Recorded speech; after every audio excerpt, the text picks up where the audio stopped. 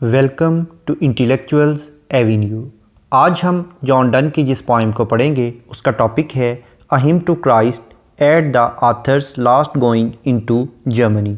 यानी हिम का मतलब है तस्बीह तकदीस करना, हमदो सना बयान करना या मुनाजात करना, मदद मांगना। यानी पोइट का जीसस क्राइस्ट से मदद मांगना eight the author's last going into Germany, अपने आखिरी जर्मनी के सफ़र के लिए। यानी पोइट जब जर्मनी के सफ़र के लिए रवाना हो रहा था तो उस दौरान उसने जीसस क्राइस्ट से किस तरह मदद मांगी वो इस पोइम में बयान करता है। ये पोइम टोटल 4 ऑक्टेव्स पर कंसिस्टेड है। ऑक्टेव 8 लाइंस पर कंसिस्टेड स्टेंजा को कहते हैं। इस तरह से इस पोइम की टोटल लाइंस की स्ट्रेंथ है 32। फर्स्ट ऑक्टेव में पोइट कहता है इन व्हाट टोनशिप सोएवर आई एम्बार्क, मैं जिस तरह के भी टूटे फूटे या कटे फटे जहाज़ में सवार हो जाऊं, दैट शिप वो बहरी जहाज़ shall be my emblem of Dai arc, वो मेरी निशानी बन जाएगा। जिस तरह के नूह अलैहिस्सलाम की कश्ती तूफ़ान के बावजूद महफूज रही थी, ए जीसस क्राइस्ट अगरचे मैं किसी टूटे फूटे जहाज़ पर भी सफ़र पर रवाना हो जाऊं, लेकिन ए जीसस क्राइस्ट अगर तुम्हारी नज़र शफ़क़त, तुम्हारी नज़र रहमत मेरे ऊपर हुई तो जिस तरह से नूह अलैहिस्सलाम की कश्ती महफूज हो गई थी और बाद में वो एक मुक़द्दस निशानी बन गई थी, तो मैं भी तुम्हारी नज़र करम की वजह से हर तरह के तूफ़ान से, हर तरह की आफत से महफूज रहूँगा। और जब मैं अपनी मंज़िल पर पहुँच जाऊँगा तो मैं भी नूह अलैहिस्सलाम की कश्ती की तरह एक मुक़द्दस अलामत या एक मुक़द्दस निशानी बन जाऊँगा और मेरा बहरी जहाज़ भी एक मुक़द्दस अलामत बन जाएगा। What sea soever swallow me, और अगर उस समुंदर ने मुझे निगल लिया, अगर किसी तूफ़ान ने, किसी टेम्पेस्ट ने मुझे निगल लिया, मेरी ज़िंदगी को तबाह को बर्बाद कर दिया, तो क्या होगा? That flood shall be to me an emblem of thy blood, तो वो जो मेरा खून बहेगा उस दौरान अगर मैं मर गया तो मेरा खून भी तुम्हारे मुक़द्दस खून की तरह एक अलामत बन जाएगा। ए जीसस क्राइस्ट, जिस तरह से आपने पूरी इंसानियत को बचाने के लिए ख़ुद को क्रूसीफाई कर लिया, ख़ुद को मसलूब कर लिया, ख़ुद को स्लीब पर लटका लिया और इससे पूरी इंसानियत के गुनाह धुल गए, पूरी इंसानियत के गुनाहों का मदावा हो गया, हर किसी के गुनाह कंपनसेट हो गए। इसी तरह से अगर इस बहरी जहाज़ के सफ़र में, इस वॉयज के दौरान मेरी मौत वाक़ई हो गई तो मेरा खून भी तुम्हारे खून की तरह एक मुक़द्दस निशानी बन जाएगा, जिस तरह कि आपका खून एक मुक़द्दस निशानी बन गया है। दो अगरचे दाओ यानी you with clouds of anger do disguise, अगरचे ए जीसस क्राइस्ट आपने अपना चेहरा गुस्से के बादलों में छुपाया हुआ है, यानी आपने गुस्से का एक मसनूई भेस बदला हुआ है। आपने अपना गुस्सा उन लोगों के लिए ज़ाहिर किया है जो कि बुरे अमाल करते हैं और जो कि बुराई की तरफ माइल हैं। दाई फेस, आपका चेहरा, येट दो that mask I know those eyes, अगरचे आपने अपने चेहरे पर गुस्से के बादलों का एक नकाब ओढ़ा हुआ है, येट फिर भी थ्रू दैट मास्क, उस मास्क के नीचे, आई नो दोज आइज़, मैं आपकी उन आँखों को भी जानता हूँ, विच जो के दो दे टर्न अवे समटाइम्स, अगरचे वो बाज़ोकात इंसानियत के बुरे कामों को देखकर इंसानियत से मुंह फेर लेती हैं, इंसानियत को इग्नोर कर देती हैं, नज़रअंदाज कर देती हैं इंसानियत की बुराइयों को और बुरे अमाल को देखकर। दे नेवर विल डेस्पाइज, लेकिन इसके बावजूद वो अंदर से इस इंसानियत से नफ़रत नहीं करती, इन्हें हकीर नहीं जानती, इन्हें नज़रअंदाज नहीं करती, इनकी तज़लील नहीं करती। अगरचे अगर आपके चेहरे पर गुस्सा आ भी जाता है तो वो सिर्फ़ हमारे बुरे अमाल की वजह से आता है, लेकिन जब मैं उस गुस्से के मास्क के नीचे, उस गुस्से के पर्दे या नकाब के नीचे आपकी आंखों को देखता हूँ तो बज़ाहिर तो यूँ लगता है कि आपने हमसे हमारी बुराइयों के पेश नज़र आँखें फेर ली हैं, लेकिन जब मैं डेप्थ में जाकर देखता हूँ तो मुझे मालूम होता है कि आपका मकसद हमारी तहकीर या हमारी तज़लील करना नहीं है। नेक्स्ट ऑक्टेव में वो कहता है I sacrifice this island unto दी, मैंने अपना जो ख़ित्ता था, अपनी जो सरज़मीन थी आपके लिए छोड़ दी है, यानी मैं हिजरत कर रहा हूँ आपकी खातर, अपने मुल्क की, अपने वतन की कुर्बानी दे रहा हूँ। एंड ऑल हुम आई लव देयर, और उस खित्ते में, उस इलाके में वो तमाम लोग जिनसे मैं मोहब्बत करता था उन्हें भी छोड़कर आ रहा हूँ। एंड हु लव्ड मी, और वो तमाम लोग जो मुझसे मोहब्बत करते थे उन्हें भी छोड़कर आ रहा हूँ। यानी अपने लवर्स और अपने बिलव्ड्स, उन दोनों को मैं छोड़कर आ रहा हूँ। अपने मुहिब्बीन और अपने माशूक और अपने आशिक, इन सब को छोड़कर आ रहा हूँ।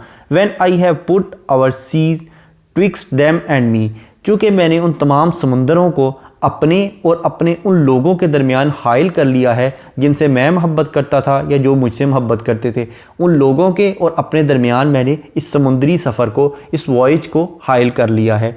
Put thou thy sea betwixt my sin and thee, इसी तरह से मेरे गुनाहों और अपने दरमियान एक समुंदर हाइल कर दो। यानी मेरे गुनाह तो बहुत ज़्यादा हैं जो कि मुझे आप तक पहुंचने नहीं देते, लेकिन अपनी रहमत का, अपनी शफ़क़त का समुंदर इनके दरमियान हाइल कर लो। एज़, जैसा कि द ट्रीज़ सैप, यानी जो दरख्त होता है उसको जो जूस या रस होता है, doth seek the root below, वो अपनी जड़ों से लेता है इन विंटर, मौसम सरमा में। यानी जब मौसम सरमा आता है तो सूरज की रोशनी दरख्तों तक नहीं पहुंचती, जिससे फोटोसिंथेसिस का प्रोसेस रुक जाता है और पौधे अपनी खुराक पैदा नहीं कर सकते। इस दौरान पौधे वही खुराक इस्तेमाल करते हैं जो उन्होंने अपनी जड़ों में पहले से ज़ख़ीरा की होती है। तो वो कहता है, अब ये एग्ज़ाम्पल देकर वो कहता है, इन माई विंटर, अपने मौसम सरमा में, नाउ आई गो, अब मैं जा रहा हूँ। अब मेरे ऊपर भी मौसम सरमा तारी हो गया है, यानी मेरे गुनाहों की वजह से मेरे अंदर एक सर्द मोहरी आ गई है। वेयर नन बट दी, अब मेरा तुम्हारे सिवा और कोई नहीं है। द इटर्नल रूट, और ए ईसा अलैहिस्सलाम, आप मेरी इटर्नल रूट हैं, यानी आप मेरी अब्दी और लाफानी जड़ हैं। ऑफ ट्रू लव, यानी सच्ची मोहब्बत की, आई मे नो, जिसे मैं जानता हूँ। ए ईसा अलैहिस्सलाम, मैं आपके अलावा किसी और को नहीं जानता पहचानता, और ना ही आपके अलावा मुझे कोई जानता या पहचानता है। इसलिए आप ही मेरी अब्दी रूह हैं, यानी आप ही मेरी उम्मीद का आखिरी सहारा हैं। जब विंटर के मौसम में, मौसम सरमा में मुझे किसी की भी मदद या किसी की कुमक की रोशनी नहीं मुझ तक पहुँच रही, तो इस दौरान आप ही मेरी उम्मीद का आखिरी सहारा हैं। 3rd ऑक्टेव में वो कहता है, नॉट दाओ not thy religion dust control, ना तो आप मना करते हैं और ना ही आपका मज़हब मना करता है। द एम्ब्रेसनेस, उस आशिक मिजाजी से, उस मोहब्बत के अमल से, ऑफ एन हारमोनियस सोल, जो कि एक हम आहंग और मुवाफिक रूह रखती है। एक हम आहंग और मुवाफिक रूह के अंदर जो इश्किया जज्बात होते हैं, जो मोहब्बत करने का एक जज्बा होता है, उससे ना तो आप मना करते हैं और ना ही आपका मज़हब मोहब्बत से मना करता है। बट मगर thou wouldst have that love thyself, लेकिन अगर आप ये चाहें कि सारी की सारी मोहब्बत आप ही के लिए हो, यानी ए जीसस क्राइस्ट, अगर आपकी ये ख्वाहिश है कि पूरी की पूरी इंसानियत सिर्फ आपसे मोहब्बत करे, आपस में मोहब्बत ना करे और इसके अलावा दुनियावी किसी भी चीज़ से मोहब्बत ना करे, एज़ दाउ आर्ट जेलस, तो इसका मतलब है कि आप हासिद हैं। यानी एक हासिद इंसान ही चाहता है कि सिर्फ उसी से मोहब्बत की जाए, किसी और से मोहब्बत ना की जाए। तो इसका मतलब है कि ए जीसस क्राइस्ट, आप फिर हासिद हो गए। लॉर्ड, आप हमारे आका हैं। सो आई एम जेलस नाउ, और इस तरह से अब मैं भी जेलस हो रहा हूँ। क्यों? क्योंकि मैं भी यही चाहता हूँ कि ए जीसस क्राइस्ट, आप सिर्फ मेरी तरफ ही अपनी नज़र करम करें, आप सिर्फ मेरी तरफ ही देखें, आप मेरी तरफ ही निगाह रखें। इसलिए फिर मैं भी जेलस हूँ, मैं नहीं चाहता कि आप किसी और की तरफ देखें। मेरी भी फिर यही ख्वाहिश है कि आप सिर्फ मेरी तरफ ही नज़र करम रखें। दाउ लव्स नॉट, आप मोहब्बत नहीं करते। टिल फ्रॉम लविंग मोर, और ज़्यादा मोहब्बत की तवक्को करते हैं। दाउ फ्री माई सोल, इसलिए ए जीसस क्राइस्ट, मेरी रूह को आज़ाद कर दीजिए। ए जीसस क्राइस्ट, अगर आप चाहते हैं कि सिर्फ आप ही से मोहब्बत की जाए, किसी और से मोहब्बत ना की जाए, तो प्लीज़ मेरी इस रूह को आज़ाद कर दें दुनियावी मोहब्बतों से, और दूसरी मादी और दुनियावी मोहब्बतों से आज़ाद कर दें और सिर्फ इसे अपने लिए मुख्तस कर लें। हुएवर गिव्स, जो कोई देता है, टेक्स लिबर्टी, यानी ये जितनी भी मोहब्बतें हैं, ये जब मैं दे दूँगा तो इससे मुझे आज़ादी मिलेगी। ओ ए Jesus Christ, if thou carest not, अगर आप परवाह नहीं करते, हुम आई लव, जिन चीज़ों से मैं मोहब्बत करता हूँ, अलास, अफसोस, दाउ लव्स नॉट मी, तो इसका मतलब है कि आप मुझसे मोहब्बत नहीं करते। ए जीसस क्राइस्ट, मेरी मोहब्बत सिर्फ इस चीज़ से है कि आप मुझसे मोहब्बत करें, लेकिन अगर आप इस जज्बे से लापरवाह हैं तो इसका मतलब है कि आप मुझसे मोहब्बत नहीं करते। और मेरी दूसरी ख्वाहिश ये है कि मेरे दिल से इस दुनिया की मोहब्बत निकल जाए, लेकिन अगर आप इस चीज़ की परवाह नहीं करते तो फिर इसका मतलब है कि आप मुझसे मोहब्बत नहीं करते। अगर आप चाहते हैं कि मैं इस दुनिया की मोहब्बत से आज़ाद हो जाऊँ और तमाम मादी और नफसानी ख्वाहिशात से आज़ाद हो जाऊं और सिर्फ आपकी मोहब्बत में फ़ना हो जाऊं, तो इस मोहब्बत की तरफ नज़र करम करें और मेरे दिल से तमाम मोहब्बतें ख़त्म करके सिर्फ अपनी मोहब्बत पैदा कर लें, ताकि मैं सिर्फ आप ही की तरफ मतवज्जे रहूं और इससे फिर आपका जो जेलसी का उनसर है वो भी ख़त्म हो जाए। लास्ट स्टैंजा में वो कहता है, seal then this bill of my divorce to all, मेरा जो अलहदगी का परवाना है, मेरी जो अलहदगी की दस्तावेज़ है, इस पर अपनी मोहर सब्त कर दें, इस पर अपने दस्तखत कर दें। यानी मुझे इस दुनिया के तमाम जज्बात से, इन दुनिया की तमाम मोहब्बतों से आज़ाद कर दें और उस आज़ादी के परवाने पर अपनी मोहर सब्त कर दें, अपने दस्तखत कर दें। On home those फेंटर beams of love did fall, यानी वो तमाम मोहब्बत की किरणें जो कि फेंट हैं, जो कि मध्यम हो गई हैं, मैं उनमें घिरा हुआ हूँ। मैरी दोज लव्स, और मैं उन मोहब्बतों से मैं मिला हुआ हूँ, विच इन यूथ स्केटर्ड बी, जो कि बिखरी पड़ी हैं, जो कि जवानी में बिखरी हुई थी। मैं उन तमाम मोहब्बतों से मुंसलिक हो गया हूँ जो कि जवानी से बिखरी हुई थी। ऑन फेम, यानी मैं शोहरत से मोहब्बत करता हूँ। विट, यानी जहानत से मोहब्बत करता हूँ। होप्स, और लोगों से उम्मीदों से मोहब्बत करता हूँ। फॉल्स मिस्ट्रेस, लेकिन ये तमाम जो मेरी मोहब्बतें थीं ये झूठी महबूबाओं की तरह थी। ये तमाम मोहब्बतें मुझे कुछ ना दे सकी, मुझे छोड़कर चली गई। ना मुझे शोहरत मिल सकी, ना मुझे इल्म और जहानत मिल सकी, ना लोगों से मेरी लगाई गई उम्मीदें पूरी हो सकी, और जो मेरी झूठी महबूबाएँ थीं उनकी तरह ये तमाम चीज़ें मुझे छोड़कर चली गई। टू दी, इसलिए अब मैं तुम्हारी तरफ मतवज्जे होता हूँ। चर्चिज़ आर बेस्ट फॉर प्रेयर, वो चर्च, वो गिरजे बेहतर हैं इबादत के लिए, यानी उन चर्चों में बेहतर इबादत हो सकती है। दैट हैव लीस्ट लाइट, जहाँ बहुत कम रोशनी होती है, जहाँ कम या मध्यम रोशनी होती है। टू सी गॉड ओनली, वहाँ सिर्फ खुदा दिखाई देता है। आई गो आउट ऑफ साइट, अब मैं इस मंज़र से ओझल होना चाहता हूँ, इस दुनिया की नज़रों से दूर होना चाहता हूँ। And to escape stormy days, और मैं इन तूफ़ानी दिनों से निजात चाहता हूँ, छुटकारा चाहता हूँ, यानी इस बुरे हालात से मैं दूर भागना चाहता हूँ। I choose an ever lasting night, और मैं हमेशा कायम रहने वाली रात को अपने लिए मुंतखब करता हूँ। यानी पॉइंट ये कहना चाहता है कि ऐसे चर्च, ऐसे गिरजे जो दुनियावी रोशनियों से पाक हों और वहाँ सिर्फ़ और सिर्फ खुदा की मोहब्बत ही ज़ाहिर हो, वहाँ पर जाना मेरे लिए ज़्यादा बेहतर है। इसलिए अब मेरी ख्वाहिश है कि मैं इस दुनिया के गोरख धंधों से निकल जाऊं और मैं इस तूफ़ानी दिन से, यानी इस मुसीबतों भरे दिन से, आफात भरे दिनों से निकल जाऊं, और मैं अपने लिए एक कभी ना ख़त्म होने वाली रात का चुनाव करता हूं, यानी मैं डेथ का चुनाव करता हूं। मेरी ख्वाहिश है कि अब मुझे मौत वाक़ई हो जाए, ताकि जीसस क्राइस्ट मैं इस दुनिया की आलाइशों से निकल जाऊं, क्योंकि इस दुनिया में रहते हुए तो मैं इस दुनिया की ख्वाहिशों से दूर नहीं जा सकता। इसलिए अगर मैं इस दुनिया से दूर भागना चाहता हूं तो इसका एक ही हल है कि मुझे डेथ आ जाए। इस पोइम का इंट्रोडक्शन, ग्लॉसरी, ट्रांसलेशन और एक्सप्लेनेशन को देखने के बाद अब हम आते हैं इस पोइम में यूज़ होने वाली फिगर्स ऑफ स्पीच या लिटरेरी डिवाइसेस की जानिब। सबसे पहले हम देखेंगे एलिट्रेशन। एलिट्रेशन का मतलब है beginning of two or more than two words in the same line with the same letter or sound, यानी एक ही लाइन में दो या दो से ज़्यादा अल्फाज का एक ही हरफ या एक ही आवाज़ से शुरू होना। जैसा कि लाइन नंबर 2 में शिप और शेल दोनों SH लेटर से स्टार्ट हो रहे हैं।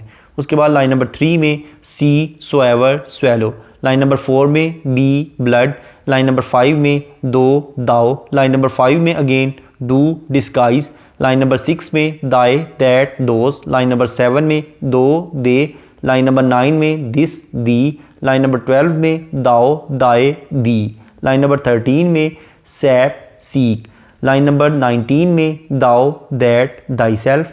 लाइन नंबर 26 में फेंटर, फॉल। लाइन नंबर 28 में फेम, फॉल्स। लाइन नंबर 29 में लीस्ट, लाइट। लाइन नंबर 30 में सी, साइट। लाइन नंबर 31 में स्केप, स्टॉर्मी।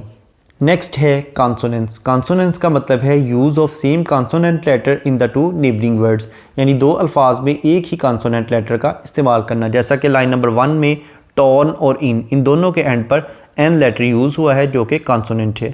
उसके बाद लाइन नंबर 3 में व्हाट, दैट, लाइन नंबर 6 में येट, दैट, लाइन नंबर 12 में पुट, बीट्विक्स्ट, लाइन नंबर 12 में अगेन दाए, माए, लाइन नंबर 15 में बट, रूट, लाइन नंबर 19 में बट, वुडस्ट, दैट, लाइन नंबर 21 में लव्स्ट नॉट, लाइन नंबर 24 में लव्स्ट नॉट, लाइन नंबर 25 में बिल, ऑल, लाइन नंबर 29 में best, that, least, light. Next है एसोनेंस। एसोनेंस का मतलब है use of same vowel letters in the two neighbouring words, यानी दो अल्फाज में एक ही वावल लेटर का इस्तेमाल करना। जैसा कि लाइन नंबर 1 में इन, शिप, इन दोनों में आई लेटर यूज़ हुआ है जो कि वावल है। उसके बाद लाइन नंबर 2 में दैट, शेल, लाइन नंबर 4 में बी, मी, लाइन नंबर 10 में एंड, ऑल, लाइन नंबर 10 में again whom, loved, line number 11 में when, them, लाइन नंबर 13 में ट्री, सीक, लाइन नंबर 14 में इन, विंटर, लाइन नंबर 17 में nor, dust, control, line number 18 में एमरसनेस, harmonious, soul, line number 19 में that, S, line number 21 में from, more, line number 24 में loves, not, line number 25 में this, will, line number 26 में on, home, of, love, line number 27 में those, loves, line number 27 में again which, in, line number 28 में on, hopes, line number 29 में that, have. Next है एंजम्मेंट। एंजम्मेंट का मतलब है कि अगर किसी लाइन को पढ़ने के बाद उसकी प्रॉपर अंडरस्टैंडिंग डेवलप ना हो बल्कि उसके लिए नेक्स्ट लाइन की सपोर्ट की ज़रूरत हो तो ऐसी लाइन को रन ऑन लाइन कहते हैं और इस टेक्निक को एंजम्मेंट कहते हैं। इसके बरक्स अगर किसी लाइन को पढ़ने के बाद उसकी प्रॉपर अंडरस्टैंडिंग डेवलप हो जाए तो ऐसी लाइन को एंड स्टॉप लाइन कहते हैं। अब हम आते हैं वापस एंजम्मेंट की जानिब। अगर हम इस पॉइंट की लाइन नंबर 3 को देखें तो ये एक रन ऑन लाइन है, जैसा कि उसमें वो कहते हैं व्हाट सी सोएवर स्वेलो मी, कि अगर इस समुंदर ने मुझे गर्क कर दिया, इस समुंदर ने मुझे निगल लिया, दैट फ्लड, तो वो जो तूफ़ान आएगा वो क्या करेगा। वो नेक्स्ट लाइन यानी लाइन नंबर 4 में कहता है shall be to me an emblem of thy blood, तो वो तुम्हारे खून की तरह एक मेरे लिए मुकद्दस निशानी बन जाएगा। नेक्स्ट है सिमिली। सिमिली का मतलब है to compare two different things on the base of same traits, यानी दो मुख्तलिफ चीज़ों को एक जैसी खूबियों की बिना पर मद्दे मुकाबल लाना। जैसा कि लाइन नंबर 13 और 14 में वो कहता है as the tree's sap doth seek the root below in winter in my winter now I go, यानी जिस तरह मौसम सरमा में एक दरख्त अपनी ज़ख़ीरा शुदा खुराक अपनी जड़ों से हासिल करता है, ए जीसस क्राइस्ट मेरे ऊपर भी अब मौसम सरमा आ गया है और मेरी उम्मीद की किरण आप हैं, आप ही मेरी इटरनल रूट्स हैं, यानी आप ही से मैं हर चीज़ की तवक्को रखता हूँ। नेक्स्ट है पर्सोनिफिकेशन। पर्सोनिफिकेशन का मतलब है to give human traits to the non living things, यानी बेजान चीज़ों को इंसानी खसूसियत अता करना। जैसा कि लाइन नंबर 3 में वो कहता है व्हाट सी सोएवर स्वेलो मी, यानी स्वेलो का मतलब है निगल लेना, तो निगलना ये एक ह्यूमन ट्रेट है जो कि उसने सी को दे दी है, समुद्र को दे दी है, तो इस तरह से ये पर्सोनिफिकेशन है। नेक्स्ट है एलुयन। एलुयन का मतलब है रेफरेंस या हवाला। तो अगर हम इस पॉइंट की लाइन नंबर 2 को देखें तो उसमें वो कहता है that ship shall be my emblem of Dai arc. Arc यहाँ पर इसने नूह अलैहिस्सलाम की कश्ती की एग्जाम्पल दी है, तो ये एक एलुयन है। उसके बाद लाइन नंबर 4 में वो कहता है shall be to me an emblem of thy blood, तो बाइबल के मुताबिक जीसस क्राइस्ट ने अपना खून देकर पूरी इंसानियत को बचा लिया, पूरी इंसानियत के गुनाहों का मदावा कर लिया, तो उनका ब्लड जो था वो एक मुकद्दस निशानी थी, तो यहाँ पर इसने एक बिब्लिकल रेफरेंस या एलुयन यूज़ किया है। नेक्स्ट है सिनिक्टिकी। सिनिक्टिकी का मतलब है कि किसी पूरी चीज़ को बयान करने की बजाय किसी उसके एक पार्ट का बयान कर दिया जाए जिससे मुराद वो पूरी चीज़ ली जाती है। जैसा कि लाइन नंबर 6 में वो कहता है thy face yet through that mask I know those I, यानी वो जीसस क्राइस्ट की जो रहमत और शफकत है वो उनके चेहरे और उनकी आँखों से साबित कर रहा है। नेक्स्ट है पैराडॉक्स। पैराडॉक्स का मतलब है तजाद, यानी लाइन नंबर 7 और 8 में वो कहता है विच दो दे टर्न अवे समटाइम्स, अगरचे आपकी आंखें हमारे गुनाह देखकर कभी फिर जाती हैं, दे नेवर विल डिस्पाइज, लेकिन फिर भी वो हमारी तहकीर या ज़िल्लत नहीं करती। नेक्स्ट है एपोस्ट्रॉफी। एपोस्ट्रॉफी का मतलब है अगर पोइट डायरेक्ट किसी को एड्रेस करे, मुखातब करे, तो उसे एपोस्ट्रॉफी कहते हैं। जैसा कि लाइन नंबर 9 में वो कहता है I sacrifice this island unto thee, ए जीसस क्राइस्ट मैं ये खित्ता आपकी खातर छोड़े जा रहा हूँ। अगर हम इस पोइम की राइम स्कीम को देखें तो इस पोइम की राइम स्कीम है AA, BB, CC, DC। यानी इस पोइम में तमाम स्टेंजास में सेम राइम स्कीम यूज़ की गई है, यानी फर्स्ट और सेकंड लाइंस आपस में राइम्ड हैं, थर्ड और फोर्थ लाइंस आपस में राइम्ड हैं, फिफ्थ, सिक्स्थ और एट्थ लाइंस आपस में राइम्ड हैं, जबकि सेवन्थ लाइन किसी से भी राइम्ड नहीं है। जैसा कि फर्स्ट लाइन का लास्ट वर्ड है एम्बार्क, सेकंड लाइन का लास्ट वर्ड है आर्क, एम्बार्क, आर्क। इसी तरीके से थर्ड लाइन का लास्ट वर्ड है फ्लड, फोर्थ लाइन का लास्ट वर्ड है ब्लड, फ्लड, ब्लड। इसी तरह से फिफ्थ लाइन का लास्ट वर्ड है डिस्गाइज, सिक्स लाइन का लास्ट वर्ड है आइज और एट्थ लाइन का लास्ट वर्ड है डिस्पाइज, डिस्गाइज, आइज, डिस्पाइज। और सेवन्थ लाइन का लास्ट वर्ड है समटाइम्स। इसी तरह से सेकंड स्टेंजा में दी, मी, दी, बिलो, गो, नो और रूट किसी के साथ भी राइम नहीं है। इसी तरह से थर्ड स्टेंजा में कंट्रोल, सोल, दाओ, नाओ, फ्री, लिबर्टी, मी। उसके बाद नेक्स्ट स्टेंजा में ऑल, फॉल, बी, दी, लाइट, साइट, नाइट और चूज़ किसी के साथ भी राइम नहीं है। नेक्स्ट है मेटाफर। मेटाफर का मतलब है किसी चीज़ को किसी क्वालिटी की बेस पर उससे बेटर या वर्स चीज़ डिक्लेयर करना। अगर हम इस पोइम की लास्ट 4 लाइंस को देखें तो उसमें वो कहता है churches are best for prayer that have least light, to see God only I go out of sight. वो कहता है कि वो चर्च बेहतर होते हैं जहाँ बहुत मध्यम रोशनी होती है और वहाँ सिर्फ खुदा ही दिखाई देता है, इसलिए अब मैं इस मंज़र से दूर जा रहा हूँ। यहाँ चर्च से मुराद इंसान के दिल हैं। ये इंसान के दिल का मेटाफर है कि दिल वही अच्छे होते हैं जो दुनियावी रोशनियों से यानी दुनियावी ऐशो इशरत से पाक होते हैं, वहीं इबादत का मज़ा आता है और उन्हीं दिलों में खुदा भी दिखाई देता है। इसलिए वो कहता है कि मैं इस दुनिया से दूर जा रहा हूँ ताकि जो मेरा दिल है वो खुदा की इबादत में मसरूफ़ हो सके। उसके बाद नेक्स्ट लाइन में वो कहता है and to scape stormy days. यहाँ स्टॉर्मी डेज से मुराद तूफ़ानी दिन है, यानी इसका मतलब है आफात और मुसीबत ज़दा ज़माना। उसके बाद वो कहता है I choose an ever lasting night. Ever lasting night जो है ये भी एक मेटाफर है डेथ का, यानी इससे मुराद मौत है, क्योंकि उसके बाद कुछ भी नहीं होता, वो एक ना ख़त्म होने वाली रात होती है। अगर हम इस पोइम के थीम्स को देखें तो इसमें पोइट स्पिरिचुअल लव हासिल करने की दुआ मांगता है और अपने सफ़र की खैर आफ़ियत और सलामती की भी दुआ मांगता है। Thank you for attending this lecture.